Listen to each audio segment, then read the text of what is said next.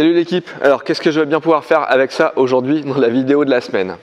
Tu peux me dire en commentaire, déjà spontanément, ce que tu penses qu'on peut travailler avec ces deux agrès, ces deux accessoires. Si tu ne me connais pas, moi c'est Flo, je suis prof de boxe pied-point au Saint-André pied-point depuis plus de 20 ans.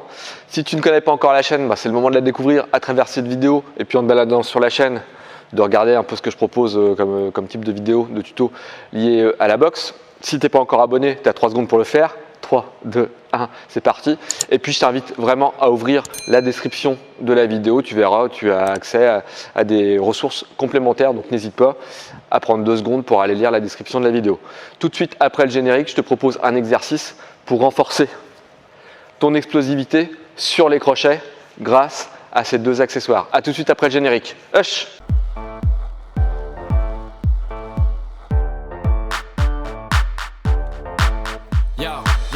Alors, premièrement, l'élastique, c'est un accessoire super utile pour les sports de combat. Moi, perso, je ne suis pas un fan de la musculation. Maintenant, la musculation pour les sports de combat a fait ses preuves. Mais je trouve qu'il y a un véritable intérêt au niveau de l'explosivité et surtout de pouvoir travailler dans les deux sens. D'accord ? De faire vraiment travailler ton muscle de la façon la plus complète possible grâce à l'élastique qui va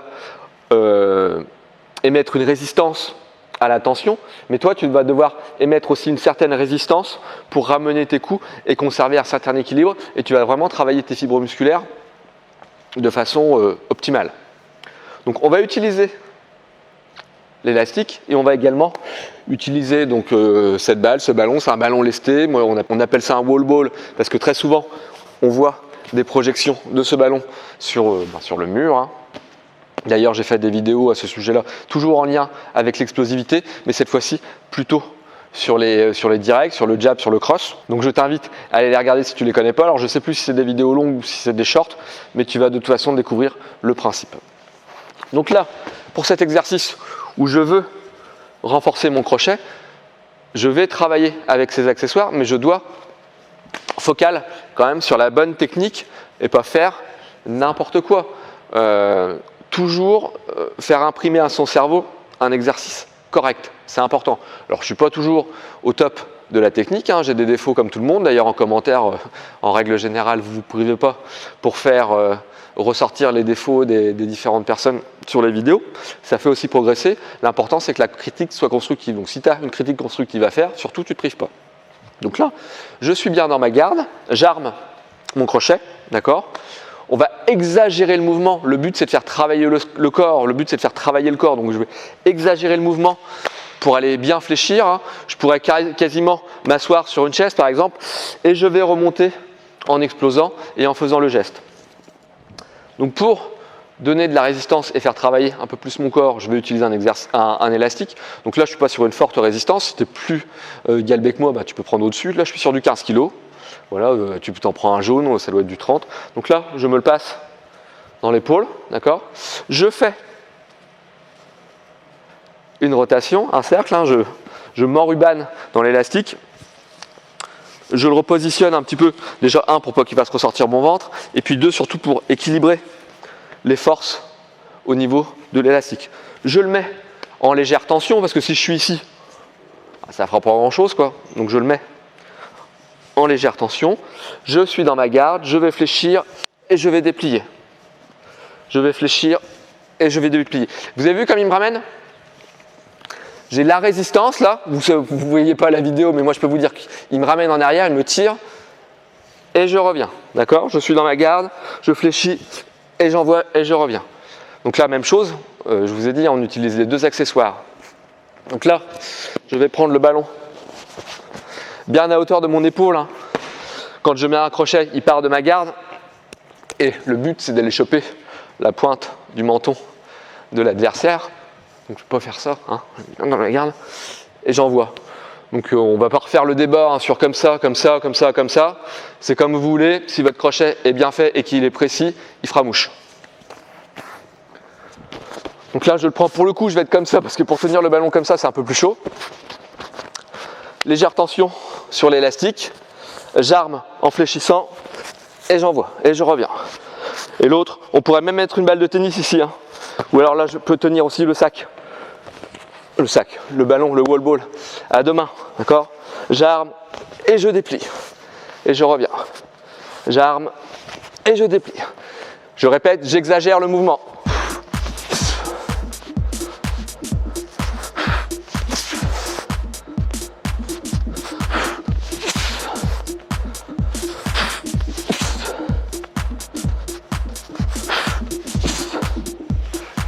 J'espère qu'on verra bien les hanches et les pieds. Hein.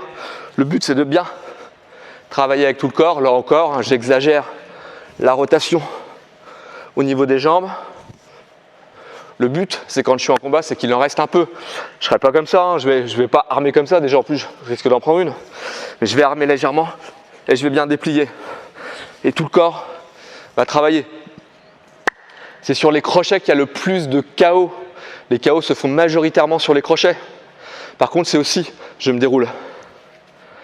Wonder Woman, je ne sais pas si vous connaissez, si vous avez la ref. C'est aussi sur les crochets qu'il y a le plus de déchets. La plupart des combats, notamment chez les amateurs, mais c'est vrai aussi chez les pros. Il y a des crochets, systématiquement, voilà, ça passe à 2-3 cm de la cible. Donc, mon conseil, privilégiez le travail en ligne pour mettre la pression à votre adversaire. Une fois que vous l'avez mis dans les cordes ou dans le coin du ring, c'est là que vous allez lâcher votre crochet. C'est là que vous serez efficace parce que votre crochet touchera sa cible. Si vous êtes au milieu du ring, que vous envoyez des parpaings, qu'on appelle aussi la patate de forain, qu'on voit arriver à 3 km quand on est boxeur, ça va être compliqué de toucher la cible. Préparez vos attaques et à un moment donné, voilà, vous lâchez votre crochet. C'est pas plus compliqué que ça. Alors, c'est facile à dire. Je vous invite vraiment à le mettre en application. Le but de la vidéo, là, c'est, on en revient au sujet du moment, c'est travailler l'explosivité sur les crochets. Donc, je vous ai montré le bras arrière. Faites la même chose sur le bras avant. Vous enroulez de l'autre côté. Hein, on peut le faire d'ailleurs, hein, vite fait. J'enroule sur le bras. Je mets un peu de tension, un peu plus. Je m'enroule sur le bras avant. Là encore, je suis dans ma garde et je déplie. Je suis dans ma garde et je déplie. J'arme et je déplie. Avec le ballon, même chose. On le tient bien à la hauteur du visage. On arme et on déplie. On arme et on déplie. Gardez bien l'autre main haute. Hein. Souvent sur les crochets, on a tendance à baisser l'autre main. Je vous ai montré un exercice où on tenait une balle de tennis. Donc là, bien la main à hauteur du visage. On arme et on déplie.